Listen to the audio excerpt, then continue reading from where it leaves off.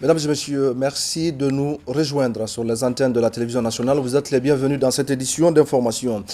Comment réinventer le métier de l'enseignant à l'ère du numérique? La question était en débat hier à l'Institut supérieur des sciences de l'éducation de Guinée. Là-bas, l'on travaille déjà pour réussir le saut vers le numérique. Mamadou Saliouba.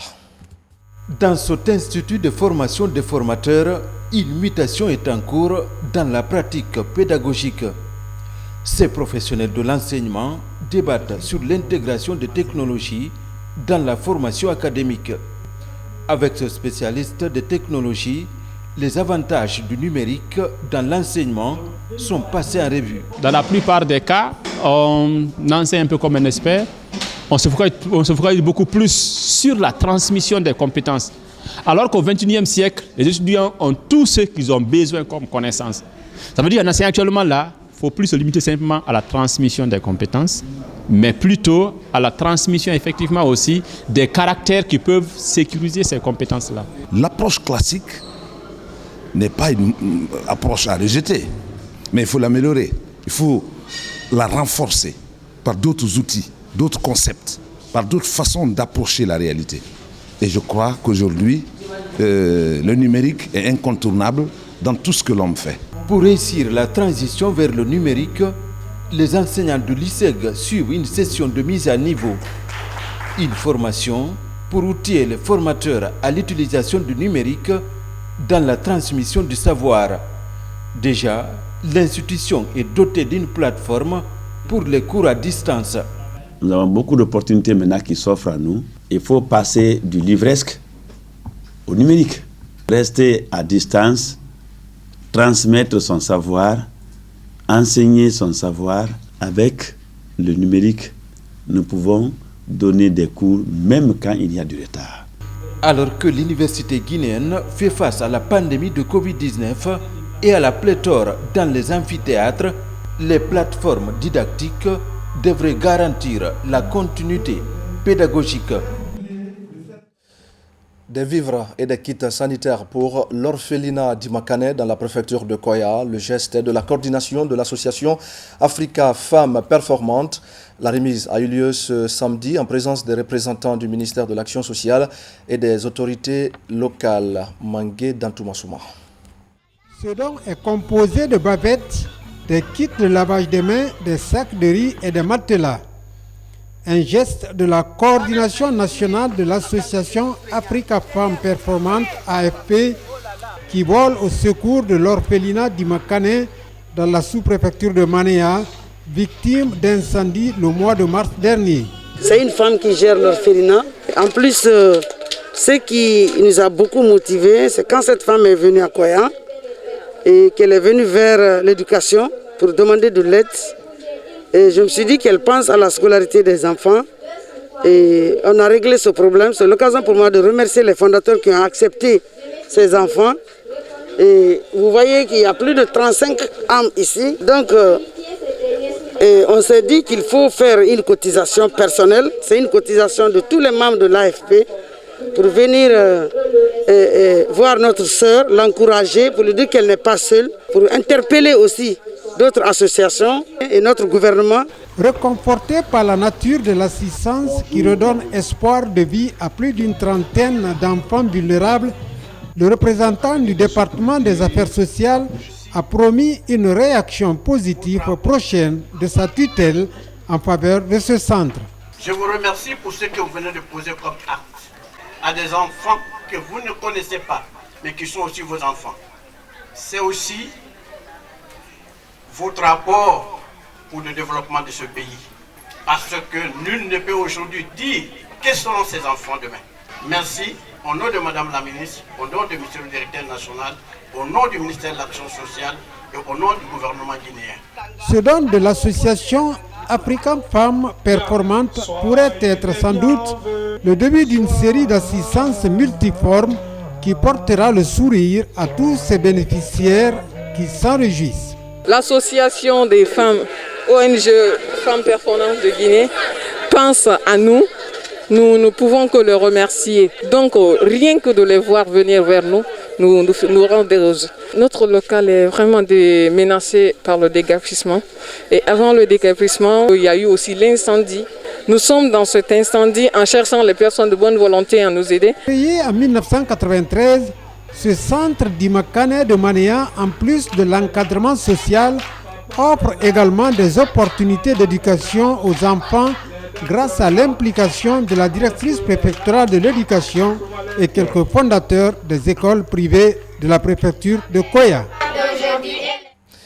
Direction Macenta, où se poursuivent les audiences criminelles. Plusieurs dossiers sont en train d'être examinés. Et parmi ces dossiers, l'assassinat d'une femme dans les locaux du poste de police de Bofoussou. Les populations locales suivent avec attention les différents jugements. Mohamed Salioupaï. C'est un procès tant attendu dans la préfecture de Macenta. Le commissaire de police de Bofoussou comparaît devant le tribunal de première instance. Il est poursuivi pour meurtre et traitement inhumain par le ministère public. Au terme des débats, le tribunal rend sa décision. Statuant publiquement contradictoirement en matière criminelle et en premier ressort, après en avoir délibéré sur l'action publique, déclare Diasso Onibogui coupable des crimes de meurtre et des traitements cruels et inhumains. Pour la répression, le condamne à 15 ans de réclusion criminelle avec 10 ans de période de sûreté. Le ministère public, en application de l'article 206, 209, a requis la réclusion criminelle à perpétuité au regard de la gravité des faits, mais aussi des circonstances de leur commission.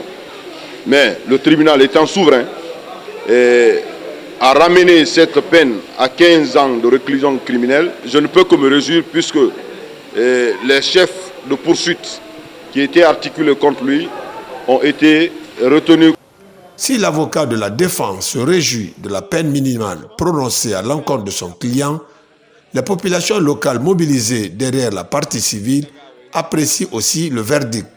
Il risquait la peine de perpétuité et si par la force des choses il est parvenu à être condamné à 15 ans, je pense que c'est une victoire. Si on dépose un dossier au niveau du tribunal et qu'on ne voit pas la sanction, ça affaiblit même le service. Mais quand il y a l'intervention comme ça, publique, ça encourage le service. Aujourd'hui, je vois que vraiment, je suis protégée dans mon travail. Pour cette première session des audiences criminelles au TPI de Macenta en 2021, 7 dossiers sont inscrits au rôle. Des dossiers portant notamment sur viol sur mineurs, assassinat et incendie volontaire. Un mot de politique à présent. Le chef de file de l'opposition guinéenne face à la presse, Mamadou Sylla, s'est exprimé sur la vie socio-économique et politique du pays. Une occasion également pour lui de présenter son cabinet aux hommes de médias. Al-Gassim Oubar. Comme recommandé par son cabinet, le chef de file de l'opposition rencontre la presse. Ceci pour rendre compte de ses activités mensuelles. Une manière d'élargir les informations à l'ensemble des citoyens. Nous, on ne va pas se fatiguer, on va continuer à travailler.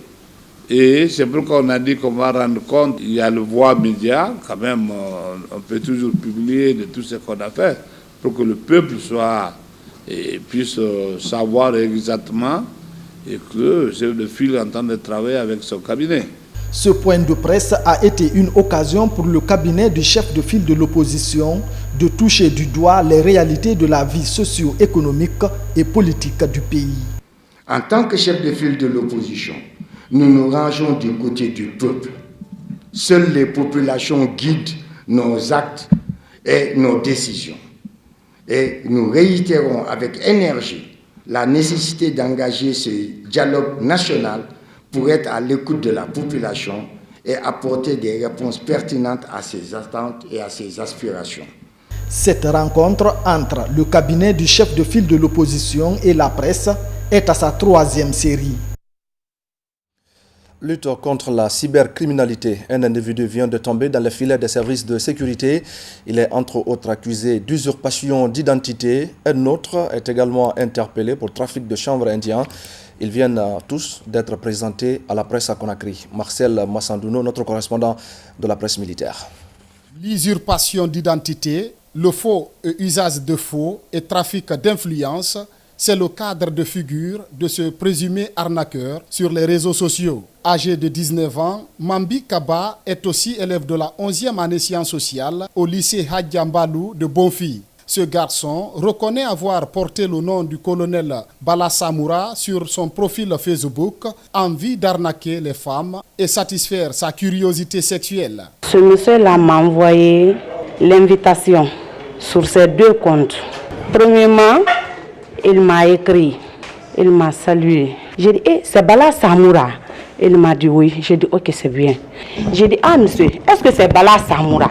Il m'a dit, ah oui. Il m'a invité d'aller dans un hôtel pour qu'on va se voir là-bas. Il m'a appelé, je l'ai expliqué. Il dit, ah, j'ai un problème. Il m'a demandé quel problème. Je lui ai dit, ah, c'est quelqu'un qui m'a fait des crédits à une somme de 15 millions. Je veux que tu m'arranges ça.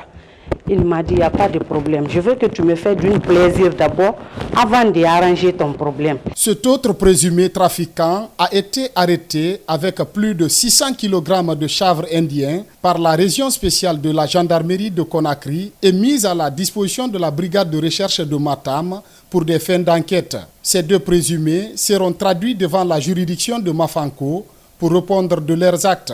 On m'a attrapé avec le chamendré. Je l'achète avec une femme qui s'appelle Aminata. Mais elle lui fait va-et-vient en Conakry. Depuis que je l'achète le chamendré avec elle, elle est partie. Bon, maintenant elle est plus venue. La région spéciale de gendarmerie ville de Conakry a réussi à mettre le grappin sur le sieur Souma. Il a été interrogé sur les faits. Il dit avoir acheté ses colis à hauteur de 14 700 000 avec une dame qui est en fuite. Sur audition, il se révèle qu'il appartient à un réseau de trafiquants de drogue qui transite entre la Sierra Leone et notre pays. Pour mieux combattre ce phénomène de cybercriminalité et de trafic de drogue, le commandement de la gendarmerie nationale, direction de la justice militaire, demande le concours des populations. Et c'est la fin de ce journal. Merci de votre fidélité et à très bientôt sur les antennes de la télévision nationale.